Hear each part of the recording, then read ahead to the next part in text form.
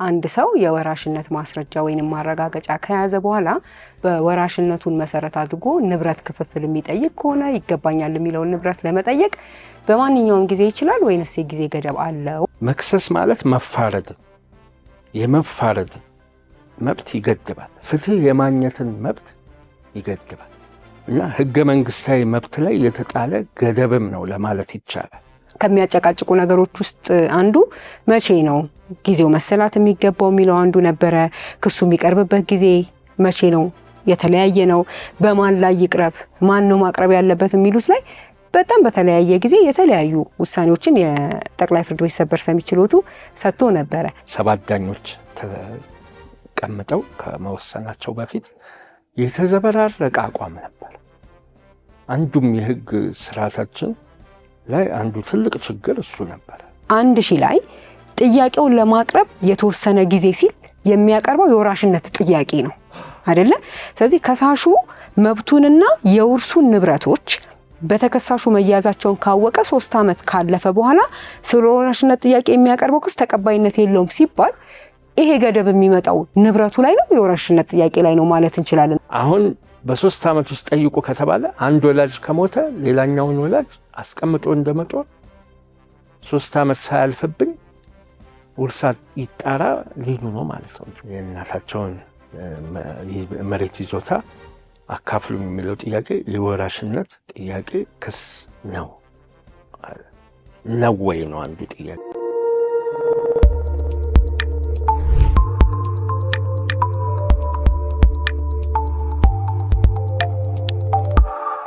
ሰላም ጤና ይስጥልን። የተወደዳችሁ የፍትህ ለሀገሬ ፕሮግራም ተከታታዮች፣ ፍትህ ለሀገሬ የተሰኘው ሳምንታዊ የህግ ፕሮግራማችን እንሆ ጀምሯል። አዘጋጅቼ የማቀርብላችሁ እኔ ሊያ ተረፈ ነኝ።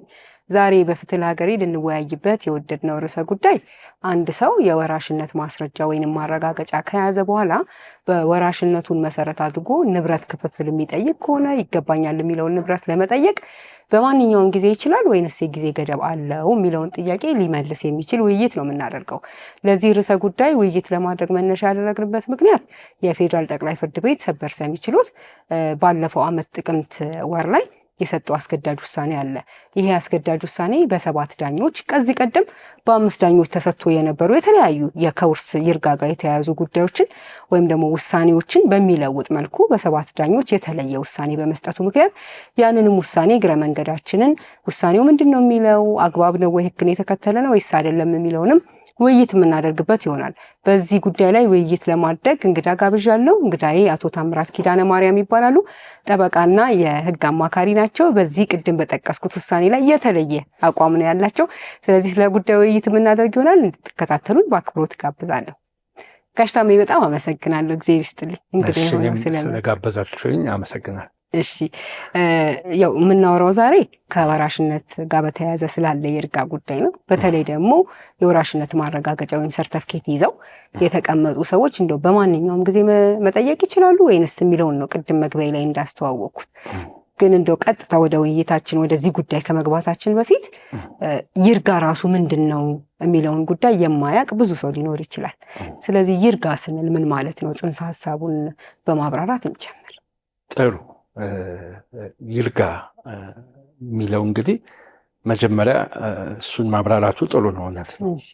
እና ይርጋ ስነ ስርዓታዊ ጉዳይ ነው።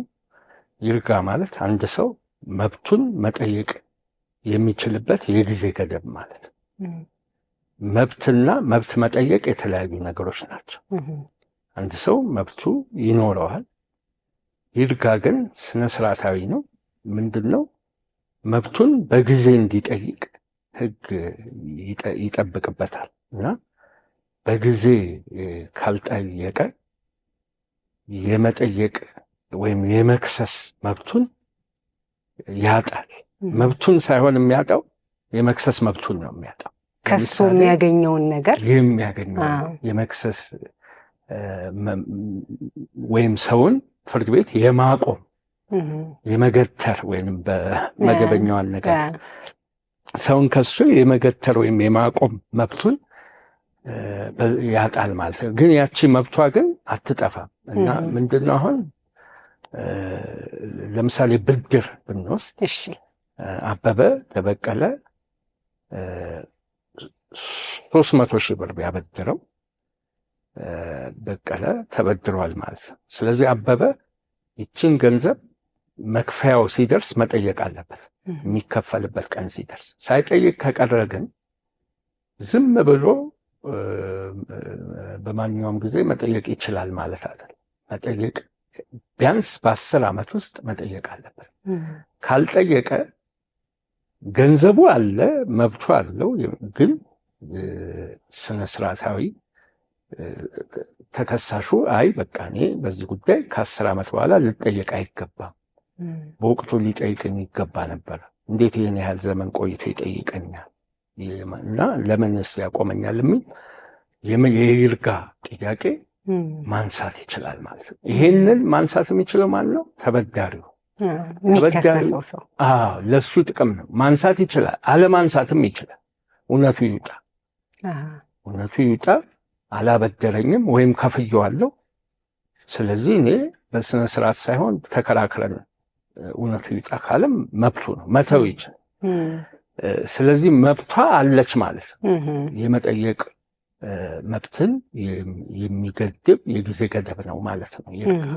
የይርጋ ጉዳዮች ሲተረጎሙ ከሳሽ ተግቶ ሕግ ባስቀመጠለት የጊዜ ገደብ ክስ ማቅረብ ይችላል ስንል ከሳሽን ፌቨር በሚያደርግ በሚጠቅም ወይም በሚጎዳ መልኩ ተከሳሽን በሚል ነው ልንተረጉመው የሚገባው ወይንስ አተረጓጎሙ እንደየኬዙ አይነት መለያየት አለበት ብለው ያስባሉ? ለምሳሌ አንዳንድ ሕጎች ይሄ መተርጎም ያለበት በጠባቡ ነው ሕጉ ሲተረጎም፣ ይሄ ደግሞ ለቀቅ ብሎ ነው መተርጎም ያለበት እያልን ከሳሽ ሊተጋ የሚገባበትን ተከሳሽ ደግሞ መብቱን ኤክሰርሳይዝ ሊያደርግ የሚገባበትን እያልን የምናደርጋቸው አሉ። ስለዚህ የይርጋ ጉዳዮች እርስዎ መተርጎም ያለባቸው ብሎ የሚያስቡት በምን አግባብ ነው? ወይስ እንደየጉዳዩ አይነት መለያየት አለበት?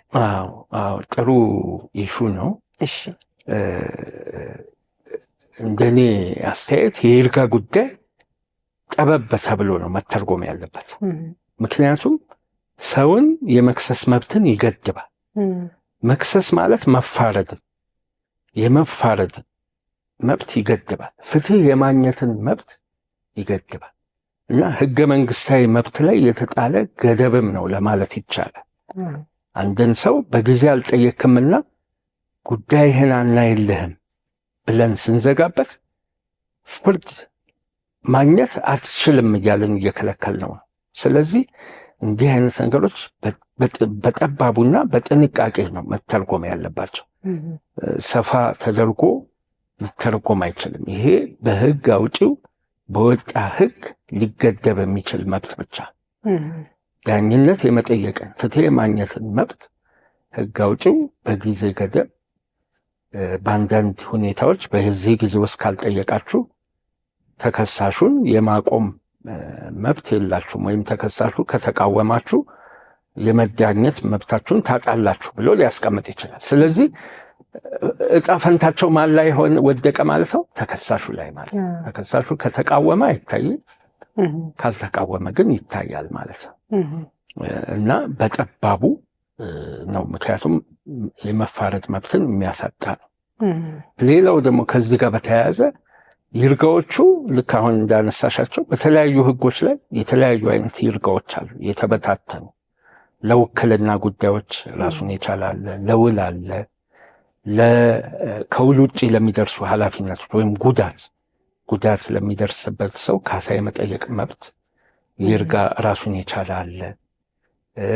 ከነኚህ ውጭ ደግሞ እንግዲህ ውል በጠቅላላ ስለ ውል የተደነገገው ለማንኛውም ጉዳዮች ተፈጻሚነት አለ። ለምን አይነት ጉዳዮች ካልን ለሰበነክ ግንኙነቶች ሰዋዊ በሆኑ ጉዳዮች ላይ በሙሉ ተፈጻሚነት አለው ማለት ነው። ከዚህ ውጭ ግን ሌሎች አሉ። አሁን ግዑዛዊ የምንላቸው ግዑዛዊ መብት የምንላቸው አለ።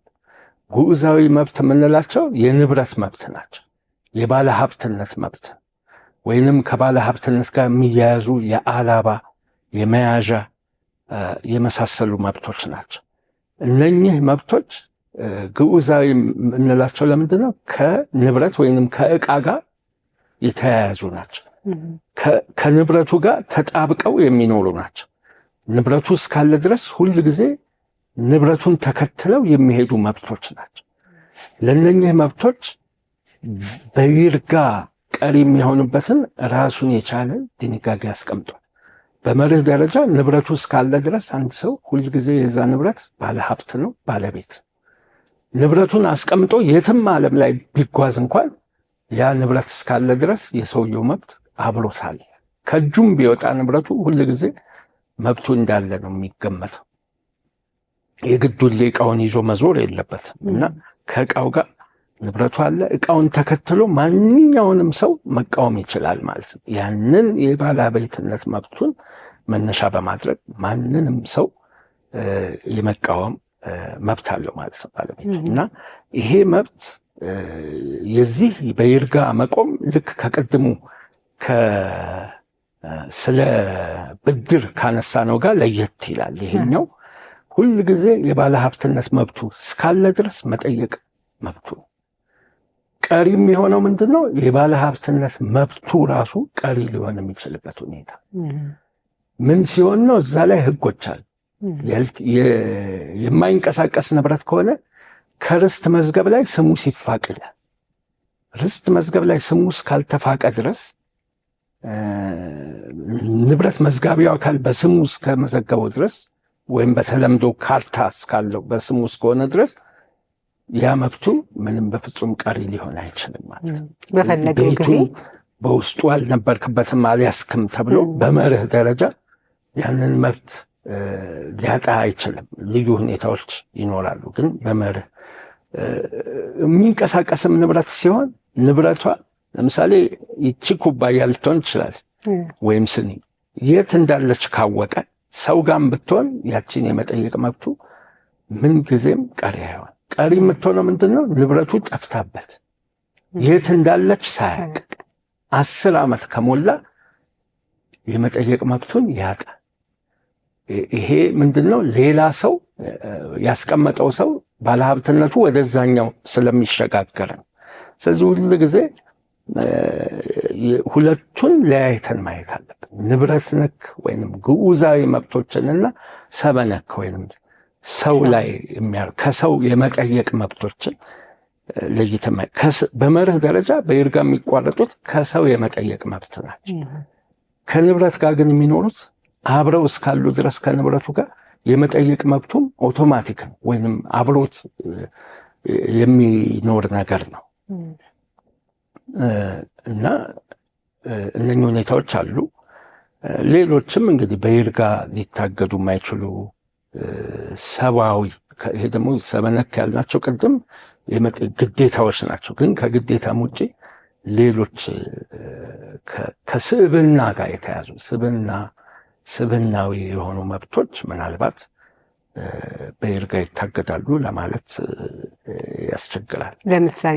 ለምሳሌ አንድ ሰው ስሙን መለወጥ መብቱ ነው እና እስከ 18 ዓመት እስኪሞላ ነበር መቀየር የነበረበት ወይም 18 ከሞላ በኋላ በ10 ዓመት ውስጥ መቀየር ነበረበት ብሎ ማንም ሰው ሊቃወመው አይችልም። እንዲህ አይነት ነገሮች አሉ። ከሰብአዊ መብት ጋር የተያያዙ ጥያቄዎችም እንደዛው ሊሆኑ ይችላል።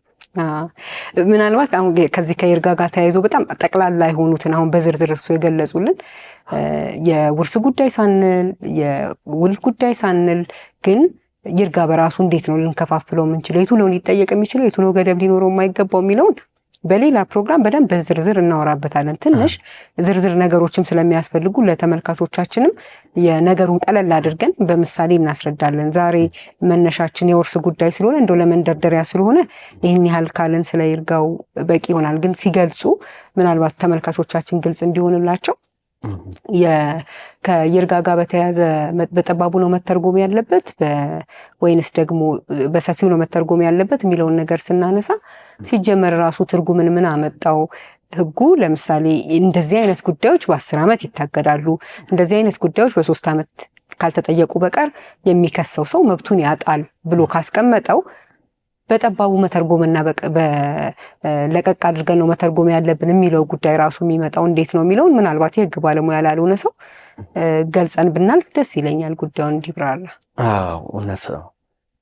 ምንድነው ህጉ አሁን ለእንዲህ አይነት ጉዳዮች በዚህ ጊዜ ውስጥ መጠየቅ አለበት ብሎ ሲያስቀምጥ ከዛ አስፍቶ ሌሎችንም ጉዳዮችንም ጨምሮ ማገድ ለጠጥ አድርጎ ህጉን መተርጎም ተገቢ አይሆንም።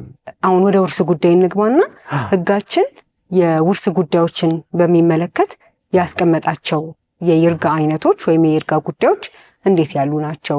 ምን ምን ጉዳዮች ናቸው? ስለ ውርስ ይሄ በይርጋ ይታገዳል፣ እነዚህ ጉዳዮች በይርጋ አይታገዱም፣ ጊዜ ገደቡ ለምሳሌ በ3 ዓመት፣ በ10 ዓመት፣ በ15 ዓመት እያሉ የተከፋፈሉ ካሉ ህጉ ላይ የተቀመጡ ከውርስ ጋር የተያያዙ የይርጋ ጉዳዮችን ደግሞ እንነጋገር። ጥሩ። አዎ የይርጋ ጉዳዮች ውርስ ህጋችን ላይ እዚህም እዛም ተበታትነው የተቀመጧል። እነዛን ነው እንግዲህ አሁን በጠባቡ መታየት አለባቸው። አንዱ አሁን ያነሳ ነው የወራሽነት ጥያቄ ክስ ነው። ውርስ የማይመለከተው ሰው ወራሽነቱን አሳውጆ ንብረቱን ይዞ ከተገኘ ትክክለኛው ወራሽ በሱ ላይ የሚያቀርበው ክስ የወራሽነት ጥያቄ ክስ፣ ይሄ በ3 ዓመት ብሎ አስቀምጧል። በማንኛውም ሁኔታ በ15 ዓመት እሱ ወራሽ መሆኑንና የማይመለከተው ሰው መያዙን ባወቀ በ3 ዓመት ሆኖ ነገር ግን ሳያቅ ከቆየ ደግሞ በማንኛውም ሁኔታ በ15 ዓመት። እቺ አንዷ ገደብ ነች። ሌላ ምናልባት ከውርስ ማጣራት ጋር በተያያዘ ውርስ አጣሪ ውርስ እንግዲህ ሲጣራ የማጣራት ግቡ ምንድነው? ወራሾቹ እነማን እንደሆኑና ንብረቱ ምን እንደሆነ ማወቅ። ንብረቱ ይሄ ነው፣ ወራሾቹ እነዚህ ናቸው፣ የሚመለከታቸው ደግሞ ምን እንደሆነ መደልደል። ንብረት ለእያንዳንዳቸው ተደልድሎ ከሆነ መኪናው ለከሌ፣ ቤቱ ለከሌ፣ ባንክ ያለው ገንዘብ ለከሌ ብሎ መደልደል። አለዛ ደግሞ ምንም ነገር ከሌለው በአጠቃላይ ያሉት ንብረቶች እነኚህ ናቸው፣ የሚመለከታቸው ለእያንዳንዳቸው 1/3 ነው ወይንም እንደዚህ ነው ብሎ የማስቀመጥ። ይሄ ነው ውርስ ማጣራት። እንግዲህ ውርስ ሲጣራ ሪፖርት ይቀርባል። ከዛ ውርስ ከተጣራ ውርስ አጣሪው ያቀረበውን ሪፖርት ላይ የሚቀርብ ተቃውሞ በ5 ዓመት ውስጥ መቅረብ አለበት። አሉት እዛ ላይ የተለያዩ ገደቦች። ባወቀ በዚህን ያህል ጊዜ ይላል። በማናቸውም ሁኔታ 5 ዓመት ብሎ አስቀምጦታል። ይሄ ሌላው አይነት ገደብ ነው። ሌሎች ደግሞ እንግዲህ ይኖራሉ፣ ግን ዋናዎቹ ከውርስ ጋር ያሉት ገደቦች እነዚህ ናቸው። ከዚህ ውጭ ግን ሌላ የተቀመጠ ገደብ ውርሱ ህግ ላይ የለም። የምንሄደው ወደ ንብረት ህግ ነው። ንብረት ህግ ላይ ደግሞ ስንሄድ ምክንያቱም ውርስ ሀብት ራሱ ንብረት ስለሆነ ንብረት ህግ ላይ ደግሞ ስንሄድ ንብረት ላይ ያሉት ገደቦች 2 አይነታቸው። ለሚንቀሳቀስ ንብረት አንድ ገደብ ተቀምጧል። ለማይንቀሳቀስ ንብረት ደግሞ ሌላ ገደብ ተቀምጧል። ለሚንቀሳቀስ ንብረት የተቀመጠው ገደብ ቅድም ያነሳነው ነው። በመርህ ደረጃ አይገደብም። ሁሌ ከዕቃው ጋር አብሮ የሚኖር ነው የባለቤትነት መብት። ግን የሚገደበው ሀብቱን እሱ ሳያቅ ከይዞታው ከወጣና 10 ዓመት ሌላ ሰው ይዞታ ውስጥ ከተቀመጠ የባለቤትነት መብቱ በይርጋ ቀር ይሆን። እንግዲህ በውርስም የተገኘም ቢሆን አንድ ዕቃ ሌላ ሰው ጋር ይሄኛው ሰው ሳያቅ ከ10 ዓመት በላይ ከተቀመጠ ምናልባት በይርጋ ይገደባል ብሎ መከራከር ይቻላል ከንብረት ህግ አንጻር። ሌላው ከማይንቀሳቀስ ንብረት የማይንቀሳቀስ ንብረት ምንጊዜም ርስቱ በስሙ እስከሆነ ድረስ በይርጋ ቀሪ ሊሆን አይችልም በመርህ ደረጃ። ስለዚህ የማይንቀሳቀስ ንብረት ሌላ ሰው በዛ ንብረት ላይ ባለሀብትነት መብት በህጋዊ መንገድ ካላገኘበት በስተቀር በመርህ ደረጃ 100 ዓመት እንግዲህ እርግጥ የዛን ያህል ዕድሜ የለም እንጂ ቢቀመጥ ሁልጊዜ አለ ማለት ነው።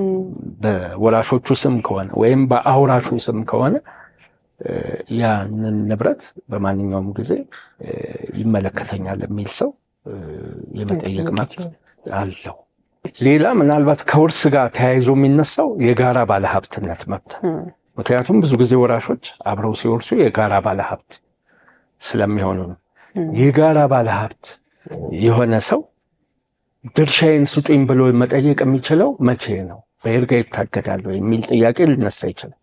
ይሄ ምንም አይነት ገደብ የለውም፣ በግልጽ አስቀምጦታል። ወደ ፍትሐ ብሔር ሕጉ 1272 ይመስለኛል። ከጋራ ባለሀብቶቹ መካከል አንደኛው በማንኛውም ጊዜ ድርሻዬን ልካፈል ብሎ መጠየቅ ይችላል ተብሎ ተቀምጧል። ምንም አይነት የጊዜ ገደብ የለም። የጋራ ባለሀብትነት መብቱ እስካለ ድረስ በማንኛውም ጊዜ ልካፈል ብሎ መጠየቅ መብት አለ። ከዚህ አኳያ ነው ውርስም በተለይ ወራሾች መካከል መታየት ያለበት። የጋራ ባለሀብት መብትን ሲጠየቅ ገደብ የለውም ስንል ግን በወራሾች መካከል ያለ ክርክር እና ወራሽና ወራሽ ባልሆነ መካከል ባሉ ሰዎች መካከል የሚደረግ ክርክር ጋር እንዳይቀላቀል እንለየው። ለምሳሌ የጋራ ባለሀብት ሲባል ምን ማለት ነው? የጋራ ባለሀብት ማለት ለምሳሌ ሰዎች የእናትና የአባታቸው ወራሾች ስለመሆናቸው የወራሽነት ማስረጃ ወይንም ማረጋገጫ ይዘው ሲቀመጡ የጋራ ባለሀብት ተብለው እሱ ነው የጋራ ባለሀብትነት የምንለው? ወይንስ መጀመሪያ ራሱ ንብረቱ ላይ መብት ያላቸው ስለመሆኑ ውርስ ተጣርቶ የጋራ ባለሀብቶች መሆናቸው መረጋገጥ አለበት የሚለውን እንለየው። ምክንያቱም ሕጉ ላይ በወራሽ የሆነ ሰው ወራሾች ያልሆኑ ወይም ደግሞ ንብረቱ ላይ መብት የሌላቸውን ሰዎች የሚጠይቅበት የሕግ አግባብ አለ። ከዛ በወራሾች መካከል ደግሞ አለ። አሁን ደግሞ የገለጹልን ደግሞ የጋራ ባለሀብቶች የሚለውም አለ። የጋራ ባለሀብቶች የወራሽነት ጉዳይን ብቻ የሚመለከት አይደለም አይደለ? የጋራ ባለሀብትነት ስንል ሰዎች የጋራ ባለሀብት ሆነው በተለያዩ መንገዶች ሊያገኙ ይችላሉ። ስለዚህ ከውርሱ ክርክር ጋር እስኪ እንለየው እሱን። ጥሩ። የጋራ ባለሀብት ስንል ሰፋ ያለ ነው። በእርግጥ በውርስ ብቻ ላይሆን ይችላል። ሁለት ሰዎች ንብረት በጋራ ከገዙ የጋራ ባለሀብት ይሆናሉ። ሶስት ሰዎች አብረው ቤት ቢገዙ ገዢዎቹ ሶስቱ ገዢዎች የጋራ ባለሀብት ይሆናሉ። እና እነዛ የጋራ ባለሀብትነት በውል ሊፈጠር ይችላል፣ ወይንም በሕግ ወይም በውርስም ሊፈጠር ይችላል። በጋራ ከወረሱ የጋራ ባለሀብት ይሆናሉ ማለት ነው። የጋራ ባለሀብት ሆነው ሲኖሩ በጋራ ባለሀብትነት ስሙ የሚመዘገብ ከሆነ ተመዝግቦላቸው፣ የማይመዘገብም ከሆነ በጋራ ይዘውት ይኖራሉ ማለት ነው። እንደዚህ አይነት ንብረቶችን ለመካፈል የሚቀርብ ጥያቄ ምንም አይነት የይርጋ ገደብ የለውም ማለት ነው። መኪና በጋራ የጋዙ ሰዎች ምናልባት አንዱ ሊሆን ይችላል የሚገለገልበት፣ ያኛው ብቻውን ሲገለገልበት መኖሩ 10 ዓመትም ይሁን 20 ዓመት ይሁን ወይም ከዛም በላይ ሌላኛውን መብት የለውም አያሰኝም። ስለዚህ ሌላኛው የጋራ ባለሀብት በጠየቀ ጊዜ መካፈል ይችላሉ ማለት ነው። ወይም ደግሞ ሲገለገልበት የኖረውም ሰው በቃ መገልገሉ በቃኝ ሽጠን እንካፈል ካለ እሱም መጠየቅ ይችላል ማለት ነው። እዚህ ላይ በ10 ዓመት አልጠየቅም የሚል ነገር ሊኖርም አይችልም ማለት ነው። ሀብቱ አለ፣ ባለሀብትነት መብቱ አለ። ባለሀብትነት መብቱ ከንብረቱ ጋር ሁልጊዜ ተጣብቆ ነው የሚኖር። ከዛ መኪና ጋር የነዛ ሰዎች ባለሀብትነት መብት ሊላቀቅ አይችልም፣ ተከትሎት ነው የሚኖረው እና ስለዚህ መብቱ እስካለ ድረስ ደግሞ የመጠየቅ መብቱ ምንም ነገር ሊያቆመው አይችልም ማለት ነው። ለንብረት ሕግ ሲሆን ሊቆም የሚችለው የንብረት የባለሀብትነት መብቱ ቀሪ ሲሆን ብቻ ነው ማለት ነው። ስለዚህ መጠየቅ ይችላሉ የሚለው ነገር ውርስም ሲሆን አሁን ከውርስም ጋር ስናገናኘው አንዱ ጥያቄ መቼ ነው አንድ ሰው ሀብቱ ከአውራሽ ወደ ወራሾች የሚተላለፈው መቼ ነው የምትለዋ ጥያቄ ነች። አንደኛዋ ጥያቄ ሰበር ፍርድ ቤትም አንድ ያነሳት ጥያቄ ይሄን ጥያቄው መነሳቱ ጥሩ ነው። ደግሞ የፍትሐ ብሔር ሕጉን አንቀጽ 1000 መነሻ በማድረግ የፌዴራል ጠቅላይ ፍርድ ቤት ሰበር ሰሚ ችሎት በተለያየ ጊዜ የተለያዩ አይነት ውሳኔዎችን ሰጥቶ ነበር። ከሚያጨቃጭቁ ነገሮች ውስጥ አንዱ መቼ ነው ጊዜው መሰላት የሚገባው የሚለው አንዱ ነበረ። ክሱ የሚቀርብበት ጊዜ መቼ ነው የተለያየ ነው። በማን ላይ ይቅረብ፣ ማን ነው ማቅረብ ያለበት የሚሉት ላይ በጣም በተለያየ ጊዜ የተለያዩ ውሳኔዎችን የጠቅላይ ፍርድ ቤት ሰበር ሰሚ ችሎቱ ሰጥቶ ነበረ። ምናልባት አሁን ወደ ውይይት ወደምናደርግበት ውሳኔ እንመጣለን፣ ኬዙን ትንሽ ብሪፍ ካረግን በኋላ ማለት ነው። ግን ከዚህ ውሳኔ በፊት ምክንያቱም ይሄ ውሳኔ ቅድም መግቢያ ላይ ለመግለጽ እንደሞከርኩት በ7 ዳኞች የተቀየረ ውሳኔ ነው። ያ ማለት ምን ማለት ነው? ከዚህ ቀደም ጠቅላይ ፍርድ ቤት ሰበር ሰሚ ችሎቱ በ5 ዳኞች ሰጥቷቸው የነበሩ አስገዳጅ ውሳኔዎችን አይ መተርጎም ያለበት ህጉ በዚህ ነው እንጂ ቀድሞ ያሉት በሙሉ ተሽረዋል በሚል አይነት ትርጉም የሰጠበት ነው አይደለ? 7 ዳኛ ሲሆን ማለት ነው። ስለዚህ እነዚህ በ7 ዳኞች ከመሻሩ በፊት የነበረው የጠቅላይ ፍርድ ቤት ሰበር ሰሚ ችሎቱ አቋም በይርጋ ጉዳዮች ላይ ስፔሲፊካሊ ደግሞ ወራሽነት ማስረጃ አውጥቶ ግን የንብረት መብት ይገባኛል ወይም ደግሞ ውርስ ክፍፍል ይደረግልኝ ብሎ የሚጠይቅ ሰው የይርጋ ጊዜ ገደብ አለው ወይስ የለውም በሚለው ላይ ምን እንዴት ያለ ነበረ አቋሙ? መጀመሪያ እሱን አንስተን ወደዚህ ስንመጣ የትኛው ነው ህጉን ተከትሎ ትርጉም የተሰጠው የሚለውን ለማወዳደር ስለሚመች። ጥሩ። ከዛ በፊት ሰበር ፍርድ ቤቱ የነበረው አቋም ከጥቅምት 2017 ማለት ነው 7 ዳኞች ተቀምጠው ከመወሰናቸው በፊት የተዘበራረቀ አቋም ነበር። አንዱም የህግ ስርዓታችን ላይ አንዱ ትልቅ ችግር እሱ ነበር ማለት በቃ አሉ አሁንም ሌሎች ጉዳዮች እንዲህ የተዘበራረቀ አቋም የተያዘባቸው በጣም ዝብርቅርቁ የወጣ አቋሞች ነበሩ የሚንጸባረቁት እና አንዳንድ ጉዳዮች ላይ ልክ አሁን ሰበሩ እንደወሰኑ ሟች ከሞተ በኋላ ወራሽነት አሳውጆ ውርሱ ሳይጣራ 3 ዓመት ከቆየ በኋላ አካፍሉኝ ብሎ መጠየቅ በይርጋ ይገደባል የሚል አቋም ንብረቱን ለያዘ ሰው የሚያደላ ማለት ነው አቋም ነበረ። አሁን እንግዲህ መጨረሻ ላይ የጸናው አቋም ይሄ ነው። ሌላ ደግሞ በ10 ዓመት ውስጥ በማንኛውም ሁኔታ በ10 ዓመት ውስጥ ሟች በሞተ በ10 ዓመት ውስጥ ውርሱ ይመለከተኛል የሚል ሰው ንብረቱን ካልጠየቀ መጠየቅ አይችልም የሚል አቋም ደግሞ ነበረ። ሌላ አቋም ደግሞ ወራሽነቱን እስካሳወጀ ድረስ በማንኛውም ጊዜ መጠየቅ መብቱ ነው፣ ሌላ የሚከለክል ሁኔታ እስከሌለ ድረስ መጠየቅ ይችላል የሚል ደግሞ አቋም ነበረ። ስለዚህ ቢያንስ እነዚህ 3 አይነት አቋሞች ነበሩ ማለት ነው። ምንም አይነት ይርጋ አይገደበውም የሚል ወይም በተለያየ በልዩ ሁኔታ ካልሆነ በስተቀር በይርጋ አይገደብም የሚል፣ ሁለተኛው ደግሞ በ10 ዓመት ውስጥ በማንኛውም ሁኔታ መጠየቅ አለበት የሚል፣ ሶስተኛው ደግሞ በ3 ዓመት ውስጥ አለዛም ደግሞ በ15 ዓመት መጠየቅ አለበት የሚል የተለያዩ አቋሞች ይታዩ ነበረ ማለት ነው። በተግባርም በጣም ብዙ ችግሮች ሲፈጠሩ እየተመለከትን ነበረ። አንዳንዴ ሁሉም ተከራካሪ ለሱ በሚጠቅም መልኩ እሱን ፌቨር የሚያደርገውን የአስገዳጅ የሰበር ውሳኔ ያነሳል። ከዛ አይ በ7 እስካልተሻረ ነው አዲሱ መጨረሻ ላይ የተሰጠው ውሳኔ ወይም ቅርቡ ነው ተፈጻሚነት የሚኖረው በሚል በጣም ብዙ ጊዜ የተለያዩ አይነት ክርክሮችን እንመለከት ነበረ።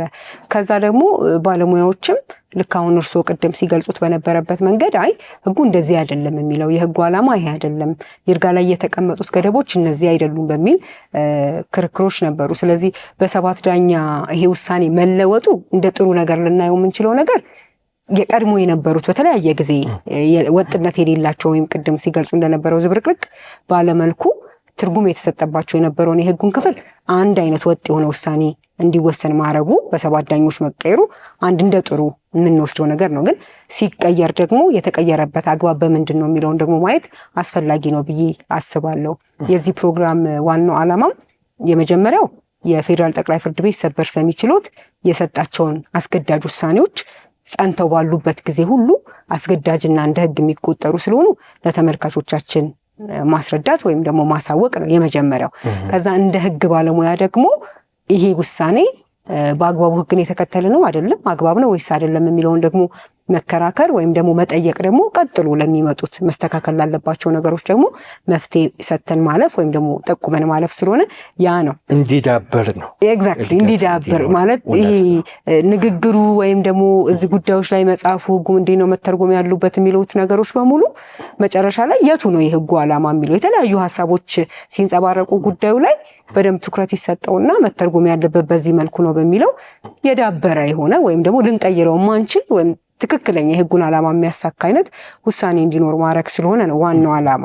እሺ አሁን ዛሬ ልንወያይበት የፈለግነው ወይም ደግሞ ሰዎች ባለሙያዎች እንዲከራከሩበት እንዲያዳብሩት ሊያደርግ የሚችለውን ሁለተኛ ደግሞ አግባብነቱ ምን ያህል ነው ከህጉ ጋር የሚለውንም ደግሞ እንነጋገርበታለን ብለን የመረጥ ነው የፌዴራል ጠቅላይ ፍርድ ቤት ሰበር ሰሚ ችሎት ውሳኔ በሰበር መዝገብ ቁጥር 243973 ጥቅምት 6 ቀን 2017 ላይ የተወሰነ ውሳኔ ነው።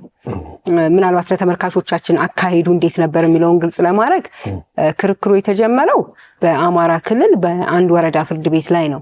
የወረዳ ፍርድ ቤት ላይ የተጀመረው ክርክር ምንድነው? የእናታቸው ከሞቱ ወይም ወላጆቻቸውን ካጡ በኋላ ከ3 ዓመት አልፎ የገጠር መሬትና ቤት ይገባናል ወይም ደግሞ ሊያካፍሉን ይገባል ብለው በጠየቁት ጥያቄ ላይ ነው።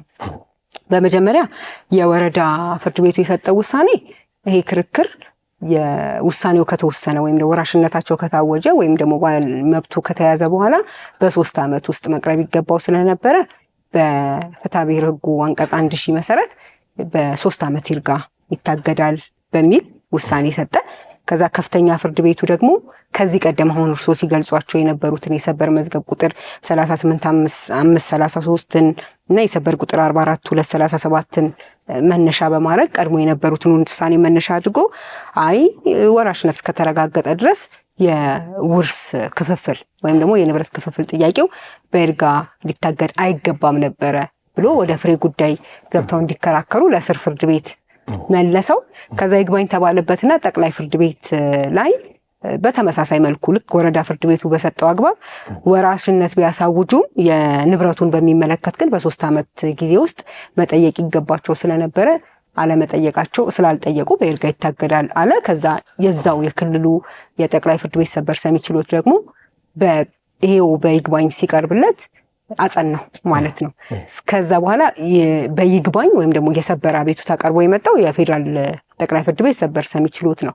የፌዴራል ጠቅላይ ፍርድ ቤት ሰበር ሰሚ ችሎት ደግሞ ከወረዳ ጀምሮ ያሉት ፍርድ ቤቶች የሰጡትን ውሳኔዎችና ቅድም ጀምረውት የነበረውን ትችቶች አድርጎ የሰጠው ውሳኔ አለ።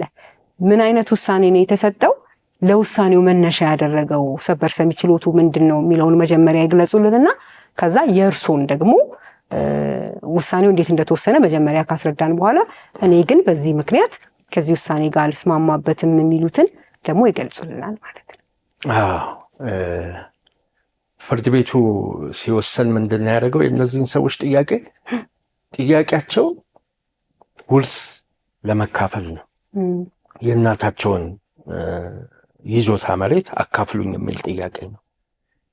ይሄ ክስ የወራሽነት ጥያቄ ክስ ነው አለ። እንግዲህ አንዷ ፕሬሚስ ይሄ የእናታቸውን መሬት ይዞታ አካፍሉኝ የሚለው ጥያቄ የወራሽነት ጥያቄ ክስ ነው ወይ ነው አንዱ ጥያቄ። ከዛ ይሄን ካለ በኋላ የወራሽነት ጥያቄ ክስ ከሆነ ደግሞ አንቀጹን ጠቀሰው 1000 ንዑስ ቁጥር 1 መሰረት በ3 ዓመት ውስጥ መቅረብ አለበት። ወራሹ መብት እንዳለው ወራሽ መሆኑን ባወቀ 2 ነገሮች እና ያ የሚመለከተው ንብረት በሰው እጅ መያዙን በማይመለከታቸው ወይም ብቻ በሌሎች ሰዎች ቢመለከታቸውም ባይመለከታቸውም በነዛ ሰዎች እጅ መያዙን ባወቀ በ3 ዓመት ውስጥ የወራሽነት ጥያቄ ክስ ማቅረብ አለበት። ካላቀረበ በይርጋ ይታገዳል ብሎ በዚህ መሰረት ይታገዳል አለ። ትንታኔ ያለው መሀል ላይ በእርግጥ ሲተነትነው የኢትዮጵያን ሕግ አየ ከየት ነው የተወሰደው የሚለውን በአጠቃላይ ፍትሐ ብሔሩ ከፈረንሳይ የተወሰደ ቢሆንም ይሄ ውርስን የሚመለከተው ግን ከጀርመን መሆኑን ካተተ በኋላ ከወራሽ ከሟች ወደ ወራሽ ንብረት እንዴት ይተላለፋል የሚል ጥያቄ አነሳ። ለዛም ሪሰርች ሰርቷል። ይሄም ጠንካራ ጎኑ ነው። ሪሰርች ሰርቶ በዓለም ላይ 3 አይነት ከሟች ወደ ወራሽ የሚተላለፍበት መንገድ መኖሩን፣ አንዱ ሟች እንደሞተው ወዲያው ወደ ወራሾች ያለምንም ቅድመ ሁኔታ እንደሚተላለፍበት የህግ ስርዓት፣ ሁለተኛው የወራሹ ፈቃደኝነት ከተረጋገጠ በኋላ የሚተላለፍባቸው የህግ ስርዓት፣ ሶስተኛው ደግሞ ንብረቱ ሌላ ሰው እጅ ማለትም አጣሪ እጅ ይቆይና ተጣርቶ ሲያልቅ ወደ ወራሾች የሚተላለፍበት የእንግሊዝ አይነት አለና የኛ ከጀርመን የተወሰደ ቢሆንም የውርስ የሚተላለፍበት ስርዓት ግን ከእንግሊዝ ጋር ነው የሚቀራረበው ብሎ ከደመደመ በኋላ ስለዚህ በዚህ መሰረት በኢትዮጵያ ውስጥ ከሟች ወደ ወራሽ በቀጥታ ውርሱ አይተላለፍም። የሚተላለፈው ውርስ ከተጣራ በኋላ ነው። ውርስ መጣራት ግዴታ ነው። መጣራት ደግሞ ያለበት በ3 ዓመት ውስጥ መሆኑን ህግ ገደብ ስላስቀመጠ ሌሎች ወራሾች ከተቃወሙት ከ3 ዓመት በኋላ ሊጣራ አይችልም ብሎ ንብረቱን የያዙትን ሰዎች የሚጠቅም ጠያቂዎቹን ግን መብት የሚያሰጠው ውሳኔ ነው የተሰጠው። ንብረት ክፍፍል መጠየቅ አይቻልም በ3 ዓመት ውስጥ ካለፈ በኋላ የሚል የዚህ ውጤቱ ምንድን ነው በሀገር ላይ በህብረተሰቡ ማህበራዊ ኑሮ ላይ የሚለውን ትተን መጀመሪያ ልክ ነው ወይ ህጉ እንደዛ ይላል ከሚለው ስንጀምር የኔ ቅሬታ ህጉ እንደዛ አይልም። አንዱ ስህተት ምንድን ነው የውሳኔው ፕሬሚሱ ላይ የወራሽነት ጥያቄ ክስ ማለት ማንኛውም ወራሽ ከንብረቱን ልካፈል ብሎ የሚያቀርበው ጥያቄ ነው የሚለው ልክ አይደለም። የፍትሐብሔር ህግ ቁጥር 999ን ያላገናዘበ የወራሽነት ጥያቄ ክስ 999 ላይ ተተርጉሟል። በላቲኑ እንዲሁም አስቀምጦታል። ምናልባት ስለው ካልተሳሳትኩኝ ፔቲሲዮ ሄሬዲታቲስ ነው የሚለው አክሲዮ ፔቲሲዮ ሄሬዲታቲስ ብሎ ነው የሚያስቀምጠው እና ይሄንን በእንግሊዝኛው ላይ አስቀምጦታል። ይሄ ምን ማለት ነው የሚለው መጀመሪያ ትርጉም ማግኘት አለበት። ይሄንን 999 ቁልጭ አድርጎ አስቀምጦታል። ምን ብሎ ነው ያስቀመጠው? እውነተኛው ወራሽ ውርሱ የማይመለከተው ሰው የወራሽነት ምስክር ወረቀቱን እንዲሰረዝ እና ንብረቱን እንዲመልስ። ይሄንን በምሳሌ ብናስረዳ ለምሳሌ አንድ ሰው ሲሞት ማን ነው መውረስ ያለበት? ልጆች ናቸው። ልጆች ተቀምጠው እንበልና እናት ወረሱ። እናት ለምን ወረሱ? ልጆች እንዳሉት አያውቁ። ከሱ ወልጃለሁ የምትል እናት አለች፣ እሷን አልተቀበሏትም፣ ውሸት ነው ብለው። ስለዚህ እኔ ነኝ ብለው ወረሱ። አሁን ወርሰው ንብረቱንም በእጃቸው አስገቡ። አሁን በምን ያህል ጊዜ ውስጥ መክሰስ አለባት? ስለ ልጆቿ ወይም ልጆች ትልልቆች ከሆኑ በምን ያህል ጊዜ ውስጥ የአባታችንን ንብረት አያታችን ሊወርሱ አይገባም ብሎ ወራሽነቱ ምስክር ወረቀታቸው እንዲሰረዝና ንብረቱንም እንዲመልሱ በምን ያህል ጊዜ ውስጥ መቅረብ አለበት የሚለውን ነው። ይሄ በ3 ዓመት ውስጥ መሆን አለበት።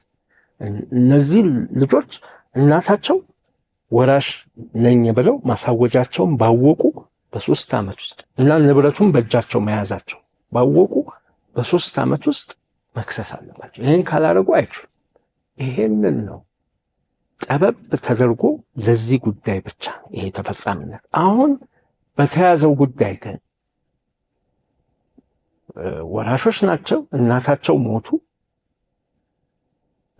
ሞቱ። ስለዚህ ይመለከተናል የሚሉ ልጆች ከ3 ዓመት በኋላ ጠየቁ። ምንድን ነው እዚህ ላይ ችግሩ የሚለው ነው። ይሄ የወራሽነት ጥያቄ ክስ ነው ያቀረቡት ጥያቄ የወራሽነት ጥያቄ ክስ አይደለም። እነዛ የያዙት ሌሎቹ ልጆች አይመለከታቸውም የሚል ጥያቄ አይደለም ያቀረቡ።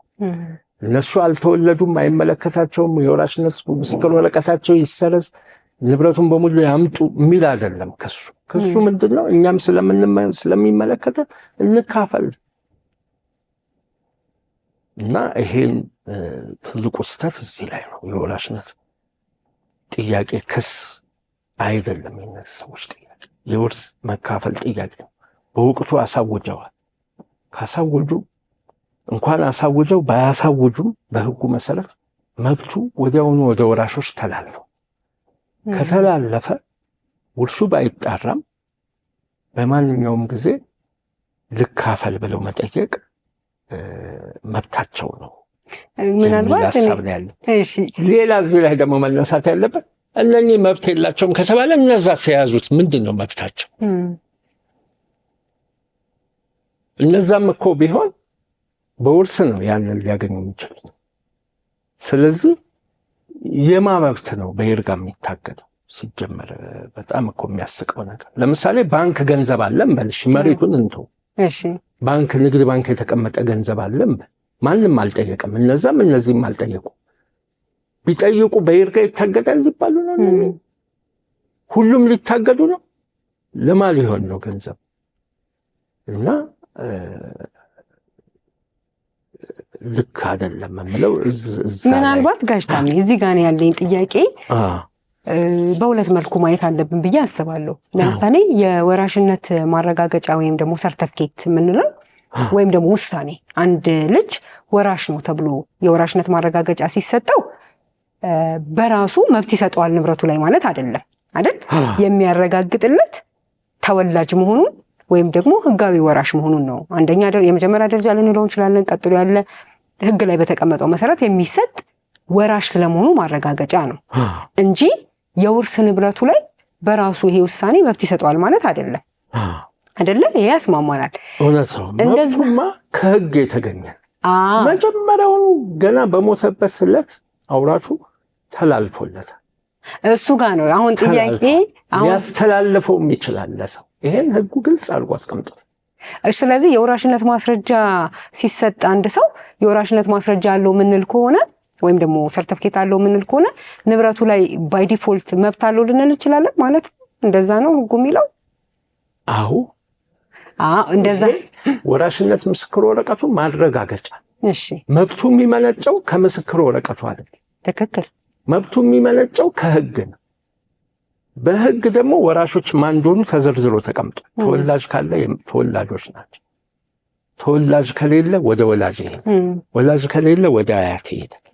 አያት ከሌሉ የአያት ተወላጆች እንዲህ እያለ ነው የሚሄድ። ከሌለ ቅድመ አያት እያለ ይወጣል። ስለዚህ ህጉ አስቀምጦታል። ባስቀመጠው መሰረት ወዲያውኑ ሲሞት እንደተላለፈ ይቆጠራል። ማረጋገጫ የማስረጃ ጉዳይ እንጂ መብቱ የተላለፈው በህግ ነው። ስለዚህ አንድ ሰው የሟች ልጅ መሆኑ እስከተረጋገጠ ድረስ የሟች ንብረት ላይ መብት አለው። ሌላ ፕሮሲጀር አያስፈልገውም ልንል ነው። እንደዛ ከሆነ እኮ ውርስ ማጣራትም ላይ ያስፈልግ ነው። የውርስ ማጣራትን ዘለን ደግሞ ስለ ንብረት ክፍፍል እኔ መብት አለኝ ሊል ነው ማለት ነው። ለምሳሌ እንደምናውቀው በተግባር ያሉ ክርክሮች ይሄ ንብረት የውርስ ንብረት ነው ወይስ አይደለም፣ ይገባዋል ወይስ አይገባውም የሚለው ክርክር የሚመጣው መጀመሪያ ልጅ ስለመሆኑ ለማስረዳት ያንን የወራሽነት ማስረጃ ሊያመጣ ይችላል።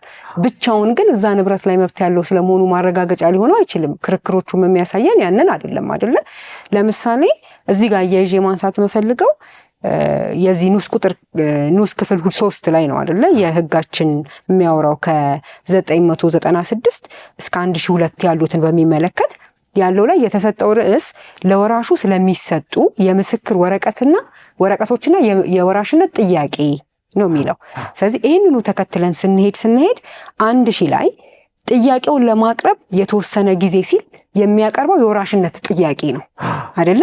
ስለዚህ ከሳሹ መብቱንና የውርሱን ንብረቶች በተከሳሹ መያዛቸውን ካወቀ 3 ዓመት ካለፈ በኋላ ስለ ወራሽነት ጥያቄ የሚያቀርበው ክስ ተቀባይነት የለውም ሲባል ይሄ ገደብ የሚመጣው ንብረቱ ላይ ነው የወራሽነት ጥያቄ ላይ ነው ማለት እንችላለን። ምክንያቱም የመብቱ ላይ ወይም ስለ ውርስ ንብረቶች ስለሆነ ንዑስ ቁጥር 1 የሚያወራው ማለት ነው። ንዑስ ቁጥር 1 መብቱን የመጠየቅ የመጠየቅ መብቱንም ራሱን እንደገና አጠቃላይ መብቱንም ቢያንስ የመጠየቅ መብቱን እንደሚያጣ የሚያሳይ ነው። ይሄ ግን ምንድን ነው? ማንን የመጠየቅ መብቱን ነው የሚያጣ? ሌሎች ወራሾች አሉ ማለት ወራሽ፣ ትክክለኛ ወራሽ እና ትክክለኛ ያልሆነ ወራሽ አለ ማለት። ልክ በቀደሙ ምሳሌ ትክክለኛ ወራሽ እኛ ነን፣ ልጆች ነን። ልጅ ተቀምጦ እናት አይወርሱ። ስለዚህ እውነት ልጆች ከሆኑ እነዚህ ልጆች እናት ትክክለኛ ያልሆኑ ወራሽ ይሆናሉ ማለት ነው። ስለዚህ ትክክለኛ ወራሽ ትክክለኛ ባልሆነ ወራሽ ላይ የሚያቀርበው ክስ ነው። ካላቀረበ ምን ይሆናል? እኛ ትክክለኛ ያልሆኑት ወራሽ የተባሉት እናት ይረጋላቸዋል ማለት ነው። ምክንያቱም እሳቸው ምንም ቢሆን ምንም ወራሽ ናቸውና ወራሽነታቸውን በምስክር ወረቀት አረጋግጠዋልና ንብረቱንም ይዘዋልና። ሕጉ እኮ ወራሽነት ወረቀት ምስክር ወረቀትን በነገራችን ላይ የሚያስበው በልምድ በመጣ አሰራር ገለባብጠነው ነው እንጂ ወራሽነት ምስክር ወረቀት ራሱ መሰጠት ያለበት ውርስ ከተጣራ በኋላ። አንዱ ትልቁ ችግር ይሄ ነው። ተግባር ላይ መጀመሪያ ውርስ መጣራት አለበት። ከተጣራ በኋላ ነው ወራሽነት ምስክር ወረቀት መሰጠት ያለበት። እሱ ደግሞ ኦፕሽናል ነው። ከፈለግሽ ትወስጃለሽ፣ ካልፈለግሽ አትወስጂም። ምንም ችግር የለውም ማለት ነው። ለምን? ዋናው ነገር መጣራቱ። ከተጣራ ምስክር ወረቀት ምንድን ነው የሚያስረዳው? ምስክር ወረቀት የሚያስረዳው አንድ ወራሽ መሆንሽ፣ ሁለት ከውርሱ ሀብት የትኛው እንደሚመለከትሽ። ተደልድሎ ከሆነ ይሄ ቴሌቪዥኑ፣ መኪናው፣ ምኑ ይሄ ተብሎ ወይም እነዛ ከሌለ የውርስ ሀብቶቹ እነዚህ ናቸው፣ ከነዚህ ላይ ይሄን ያህል ድርሻ አላት። ለሱ የውርስ ማጣራቱ ላይ ምስክር ወረቀት የውርስ ማጣራት ላይ ከሪፖርቱ ላይ ቀንጭቦ ሕጉ እኮ ያሰበው እንደዛ ነው። ሪፖርት አለ፣ ከሪፖርቱ ላይ ተቀንጭቦ ምስክር ወረቀት እንዲሰጥሽ። ግን አሁን ባለው በተግባር ግን የምስክር ወረቀቱ ላይ ወራሽነትና ልጅነት ይረጋገጣል እንጂ ያለው መብት ወይም ደግሞ ድርሻ አይገለጽም። አይደለም? ምስክር ወረቀት በተግባር ያለው አሰራር ላይ እከሌ ወራሽ መሆኑን አውጀናል። ለምን? ጡረታ ሚኒስቴር ስለሚፈልገው እንደው በቃ ያችን አሰራሩ የፈጠረው ዘዴ ይመስለኛል እንጂ ትክክል ሕጉን ከተከተልን ግን ማጣራት ይቀድም። ከማጣራት በኋላ ነው ሰርተፊኬት የሚመጣ እና መብት ደግሞ የሚመነጨው ከማጣራት ሳይሆን ከሕግ ነው። ከሕግ ወዲያውኑ ተላልፎለታል። ግን መተላለፉ ተግባር ላይ ትርጉም የሚኖረው ሲጣራ ወደ ተለያዩ አካላት ሲሄድ ወራሽ ነኝ፣ ልጃቸው እኮ ነኝ፣ ልጅ ለመሆንም እንደው ማስረጃ ይሄው የልደት ምስክር ወረቀት። ታዲያ ልጅ ከሆንክ መውረስህንስ እኛ በምን እናውቃለን? ልጅ መሆንህንስ ራሱ በምን እናውቃለን? የሚል ነገር እንዳይመጣ ያ ምስክር ወረቀት አስፈላጊ የሆነው እና መብቱ ግን ከሕግ የሚመነጭ ነው እና በዛ ነው መታየት ያለበት። ግን የፍትሐ ብሔር ሕጉ አንቀጽ 942 ላይ የአንድ ንብረት እስካልተጣራ ድረስ የተለየ ንብረት የውርስ ሀብት እስካልተጣራ ድረስ የተለየ ንብረት ሆኖ እንደሚቆጠር ያስቀምጣል አይደል? ያ ማለት እኔ ሲገባኝ ያ ንብረት ተረጋግጦ እስካልመጣ ድረስ ወራሾች ማናቸው ተብሎ ወይም ደግሞ ተጣርቶ እስካልመጣ ድረስ እንደ ውርስ ሀብት ሌሎች ወራሽ ነን የሚሉ ሰዎች ባይ ዲፎልት አሁን ቅድም እንዳሉት ከሕግ በመነጨ አግባብ መብት ሊያገኙበት የሚችል ነው ብለን ልንደመድም የምንችለው አይደለም። የራሱ የሆነ ፕሮሰስ ስላለው ማለት ነው አይደለም።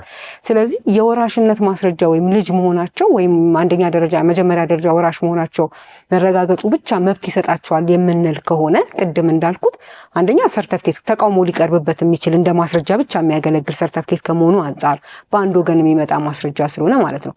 ሁለተኛ ነገር ደግሞ መብቱን ራሱ ለማግኘት ክርክሮች የሚነሱ ከሆነ ዳተኛ የሆነ ተከራካሪ መብቱን ሳይጠብቅ የቆየን ተከራካሪ ቅድም መጀመሪያ ላይ ስለ ይርጋ ስናወራ በተነሳንበት አግባብ መብቱን ይዞ ንብረት አፍርቶ እየኖረ ያለውን ደግሞ በሚጎዳ መልኩ ሊሆን ስለሚችል የሕጉ አግባብ ከንብረት ክፍፍል ጋር በተያያዘ ነው ልንለው አንችልም። አንድ ሺን ያው ሕጉ ግልጽ አድርጎ ስላስቀመጠው አንድ ሺ የሚመለከተው